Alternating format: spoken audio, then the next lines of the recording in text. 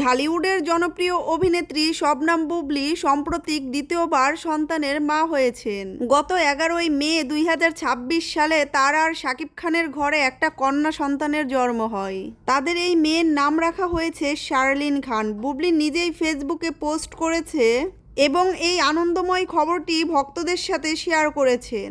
প্রথম সন্তান শেহজাদ খান বীরের পর এটি তাদের পরিবারের নতুন অতিথি। বুবলির এই সুখবরটি ছড়িয়ে পড়তেই সোশ্যাল মিডিয়ায় আলোচনার ঝড় ওঠে। অনেক লিটিজেন্ডরাই অপু বিশ্বাসকে ট্যাগ করে মজা, ট্রল এবং বিভিন্ন মিমস শেয়ার করছে। অতীতের জটিল সম্পর্কের কারণে এ ধরনের নেতিবাচক মন্তব্য খুব তাড়াতাড়ি ভাইরাল হয়ে যায়। এ ধরনের ট্রোলের মাত্রা দ্রুত বাড়তে থাকায় অপু বিশ্বাস একটা ভিডিওর মাধ্যমে সকলের সামনে আসেন। হাত জোর করে সকল লিটিজেনদের কাছে আবেদন করেন এবং ক্ষমা চান। অপু বলেন, যারা বুবলির নতুন সন্তান হওয়ার খবর নিয়ে আমাকে নিয়ে ট্রল করছেন তাদের কাছে আমি হাত জোর করে অনুরোধ করছি, এসব করবেন না। বুবলি মা হয়েছে, এটা তার ব্যক্তিগত এবং পরিবারের আনন্দের মুহূর্ত। এই নিয়ে কাউকে আঘাত করে মজা করা একদমই উচিত নয়।